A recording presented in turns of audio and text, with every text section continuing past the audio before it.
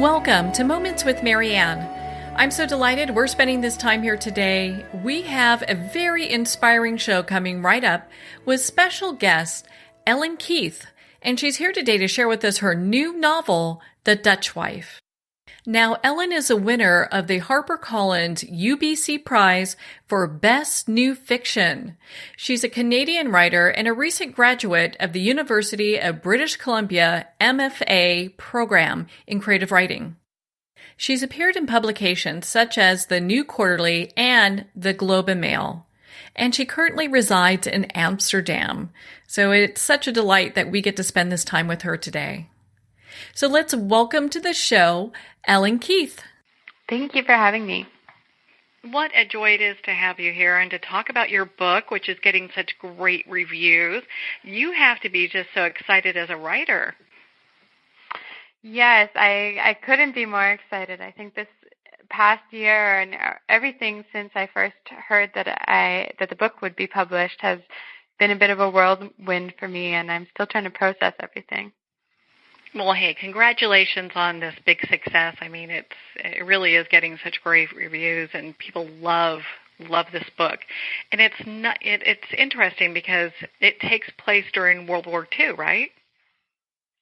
Yeah. So the main premise is that there is a Dutch woman, Marieke de Graaf, and she and her husband are in the resistance in the Netherlands, and they are arrested one night and deported from their homes in Amsterdam and sent to separate concentration camps in Germany.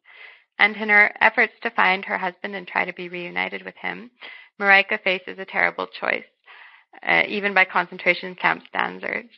She is given the opportunity to be redirected to the camp where her husband is at if she would volunteer to join the camp brothel that they've set up there. Okay, and at that time, is the camp brothel, is that for officers? Who is that for? Well, that's something that's actually quite interesting that I only discovered during the research process for this novel. It was actually brothels set up for prisoners, and this was something that was introduced in 1942 in some of the concentration camps across the Third Reich. And the idea was that Himmler thought that he could try to boost the economic productivity of the labor force, meaning the prisoners, if that they had some sort of incentive. So he created a reward system for them, including things like going to the camp cinema or taking a book out of the library, or in this case, going to visit the camp brothel. Mm-hmm. Now, what inspired you to write this book? Because it seems like such a heavy part of history. I'm just curious, what brought you to thinking, gosh, this is something that I'm really interested in? I think I've always had a really strong interest in World War II and Holocaust history. It is very heavy subject matter, but for me, I think it's always been good in studying that. I studied history during my undergraduate degree, and I found that this focus on World War II history also helped me put my own life into perspective a little bit and to not sweat the small stuff so much and really be grateful for what I had in my life. And so I really found an interest for it over several trips to Europe that I made. Starting when I was 10, my family went on a big camping trip across Europe, and I was really moved by all the remnants of the war that I saw there. Instead of learning history just out of a textbook, I had the experience of standing in old bunkers or old World War I, World War II battlefields. We actually found debris from the exact plane that my great uncle, who was in the Air Force, that he was shot down in. And especially when I spent time in Holland, I have a family connection there. My maternal grandparents are both from Holland. And so the more stories I heard about what went on in the Dutch resistance and what life was like while the Nazis were occupying the country, the more fascinated I became, and the more I thought I really need to write something that takes place during this time period. What type of research did you do for this book? I mean, because I can see where, the interest in that era had really kind of grabbed you.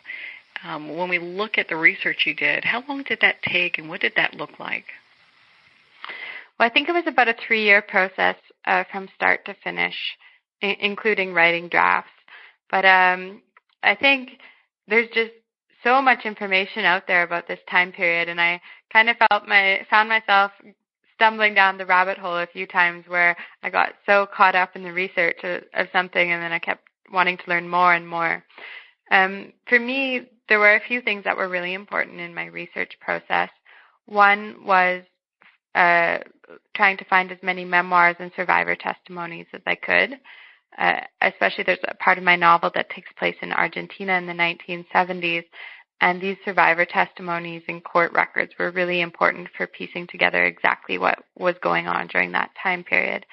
And another big thing that was really important was I made sure that I spent time traveling to all of the places that served as settings in the novel. So I visited both of the concentration camps where my novel is set, and I also spent close to a month in Argentina trying to get a sense of the feel of Buenos Aires. And both of these things helped me try to recreate the atmosphere a little bit. I mean, obviously it's very different standing in a concentration camp now in 2018 than it is if you were actually there. But it was really helpful for me to be able to walk around the camps, stand in the remnants of the infirmary barracks, walk into the crematorium, actually see the ovens where bodies were cremated. It was an incredibly emotional experience, and I think helped me have a bit more of an understanding of what these people might have gone through. Yeah, and be able to really kind of connect. There is something about visiting the concentration camps and being there and connecting. There's just this solemn energy, this sad, solemn energy that's there, and to see what it's like, must have been just so, heart-wrenching. Yeah, I think especially the more you learn about the camps and the more you're able to put a human face to the stories of what went on in these camps, I think it's very easy for us to just see history as being dates and statistics, and we sometimes risk losing that human element and forget that these are stories that happened to people that were in many ways just like us and had similar types of hopes and dreams. And I think being there and especially seeing photos and some belongings like old dolls or uniforms that these prisoners actually used, that really drives home just the weight of it all. Yeah, what it's all like. Well, and when you were doing your research for this book and visiting these places, was there anything that really surprised you? I think in general, I was surprised by how there were things about the camps that I thought I knew, but wasn't always the full picture. I think in North America, we have a vision of the camps that a lot of it has been constructed out of film and books. Most of the time when we think of concentration camps, we think of extermination camps like Auschwitz, where there were gas chambers and people were mass executed on a daily basis. But there were also other camps like Buchenwald, where mine is set, which was primarily intended as a labor camp, and its main purpose was really labor and not extermination, not just killing people.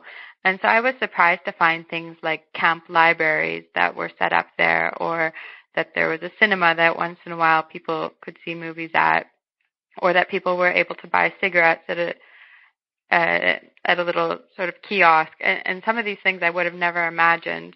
But the fact that these were also introduced as part of this reward system to just have people be more productive in their labor also is just caught up in this whole cycle of brutality that was behind it all. Yeah, I mean the brothel thing, I've never heard of that, and so it's interesting to bring that to light because it's just another segment of what people had to endure being in those horrific conditions. Yes, I think with the brothels especially, that's something that I certainly knew nothing about before I started researching this book, and it's only in recent years that more research has started coming out in it from one German academic in particular. And I think part of that is there would have been a lot of social stigma surrounding talking about these brothels, whether you were one of the women who was forced to work in them or whether you were one of the prisoners who knew that they existed or perhaps even visited it yourself. That's something that's not very easy to talk about after the war, and I'm sure there was a lot of shame surrounding that. Mm-hmm. Well, and so when you were writing this book, you always knew that World War II was going to be the backdrop, and then this other piece, a brothel piece, kind of comes in and was a little bit of a surprise. And in getting that together, did you find that when you were writing the story, the characters just made that flow? Because I know some writers will say the characters are kind of live on the page and they're doing their own thing. Was that like that for you? I think so. I think you get to a point where you feel you know your characters pretty well, but every once in a while they either do things that surprise you in some way or you're still not entirely quite sure how they would react. And I think that's a good sign for me because it really means that your characters are becoming more three-dimensional. And in my case, the novel really started out with the idea of trying to focus on an SS officer. I have a character, Karl Müller, and he is one of the higher-ranked officers overseeing this concentration camp. And I was really trying to get into his mindset a little bit.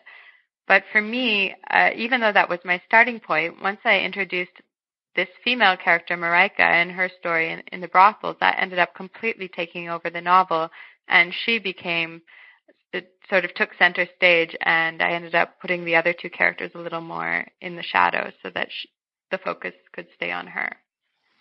Yeah, throughout the book, you can really see that she's really, she really takes the spotlight. It's really kind of her journey, which even though there are other characters in the book, you can really see that it focuses on her. You did a beautiful job writing it, where people are getting emotionally attached to this, and it's a really, I think the best thing to call it is a emotional read. Oh, well, thank you. Yeah. Without a doubt. Well, and so we're not going to dive too much into The Dutch Wife because, we don't want to give it away. This is not where we do spoilers. So, but I would like to talk with you because we get a lot of people writing in that want to know about writing processes.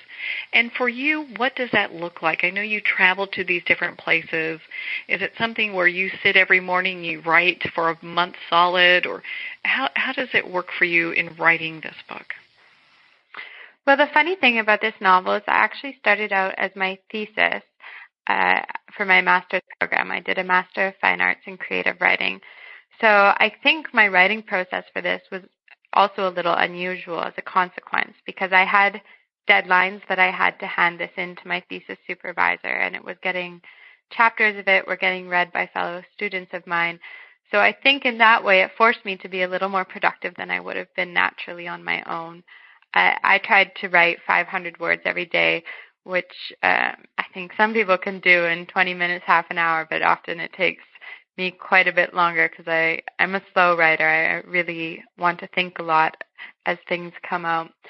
For me, I also tried really hard not to get too caught up in the research process before I started because, like I said, there's so much information out there that you could just spend years researching a subject like this before you get started. So it was really important for me to make writing as much of a daily or at least a weekly routine as possible and to try to bookmark the spots where I knew I had to come back and do more research to fill in the gaps.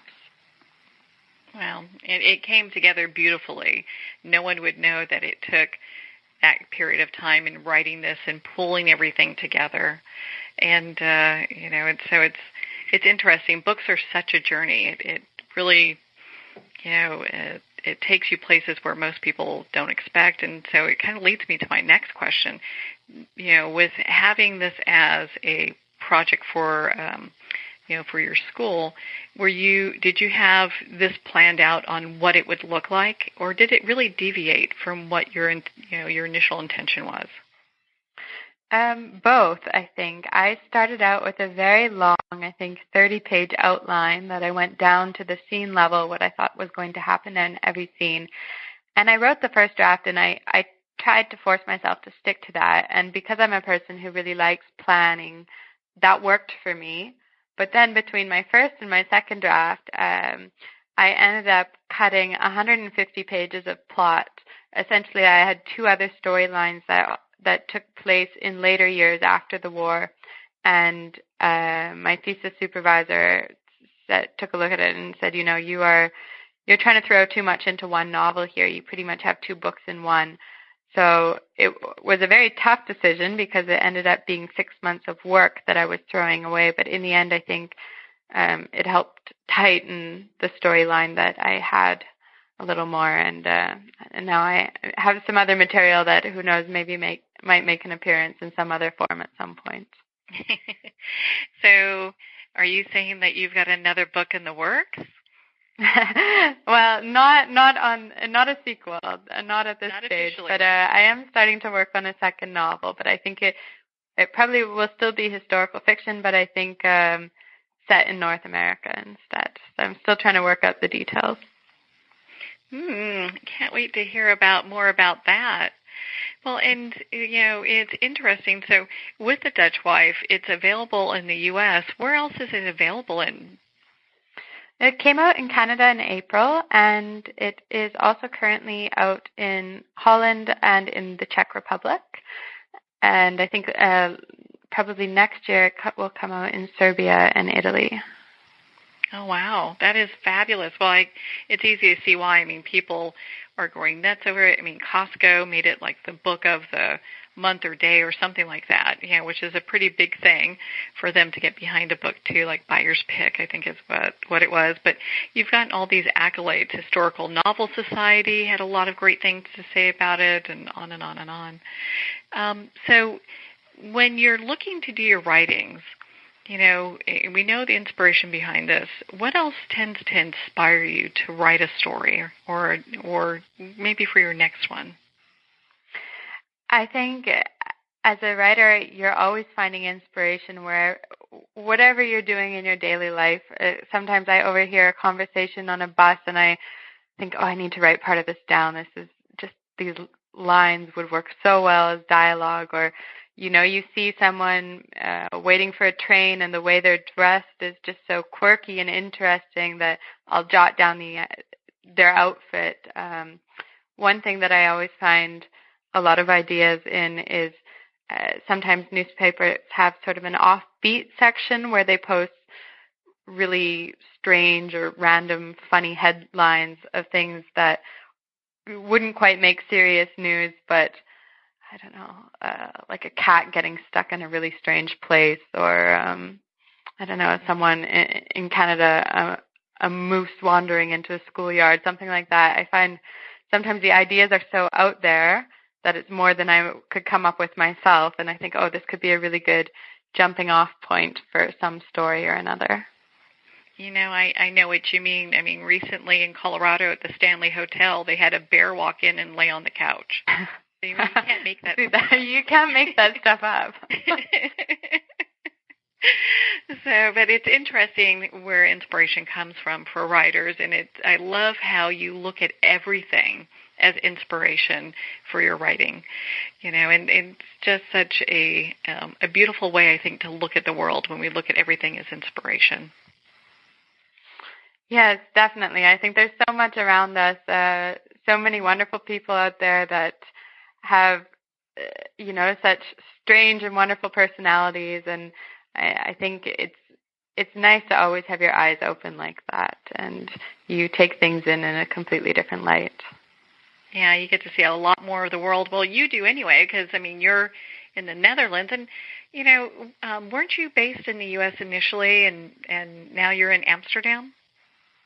I'm actually Canadian, so I was, I grew up in Alberta, and I did my undergraduate degree there, and since then, the last 6 years, I've been traveling a lot. I did a big backpacking trip a year through South America and then finished that off by moving to Europe. So I've been all over the place, but it's been also a wonderful inspiration. Well, so sorry about that. I know, Canada is a beautiful country, and I know you've done quite a bit of traveling, and I had my notes a little mixed up there where you actually were because you're all over the place, And do you find that Amsterdam gives you a certain amount of inspiration and just creativity that you normally don't see anywhere else? Oh, for sure. For this novel especially, there was a lot of daily inspiration, I think, kind of reminders of how close the war still is to people who live in Europe. In my living room on the wall, we have a newspaper framed from 1940 that was found when they were doing renovations to our bathroom. It turns out that there was a hiding spot built into our bathroom that must have been used during the war. So little things like that, you're kind of confronted with on a daily or weekly basis here. Monuments where people, resistance fighters, were killed, or the Anne Frank house. I think there's a lot of really interesting sites in the city. But just in general, I think I love the culture of living here and cycling everywhere. I find that there's something about the combination of the fresh air and cycling through parks or on busy streets in the morning that gets me really thinking in a creative way.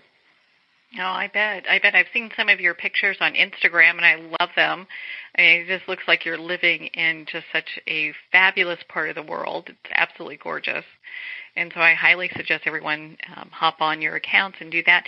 But if someone's looking to connect with you and learn about your writing and your book, The Dutch Wife, where could they go? Well, the book, The Dutch Wife, should be available in most American bookstores. I think it is at Costco as well, also, as you mentioned. And if you're looking to connect with me directly, you can visit my website, ellenkeith.ca. So that's Keith, or you can find me on social media at Ellen Keith or EAKEITH, and I'm on Twitter, Instagram, and Facebook.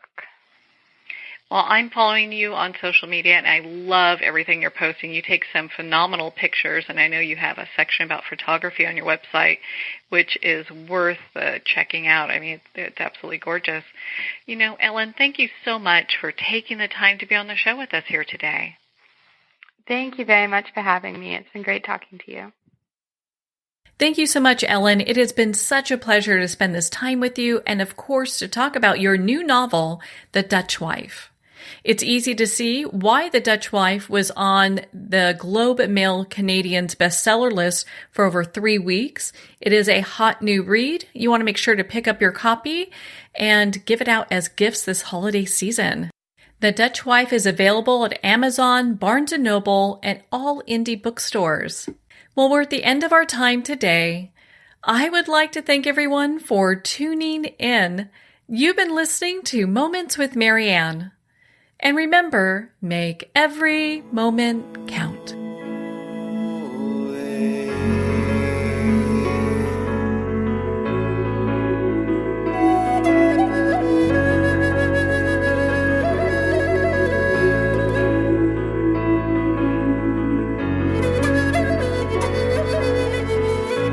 In a single moment, your life can change. Moments with Marianne is a transformative hour that covers an endless array of topics with the best of the best. Her guests are leaders in their fields, ranging from inspirational authors, top industry leaders, and business and spiritual entrepreneurs. Each guest is gifted and a true visionary, a recognized leader in her own work, and while teaching others to develop, refocus, and grow, Marianne will bring the best guest and sometimes a special surprise. Don't miss this. You never know just which moment will change your life forever. Moments with Marianne airs every Thursday, Friday, and Sunday at 8 p.m. Eastern, 6 p.m. Mountain Time. Make sure to tune in and visit momentswithmarianne.com for more information.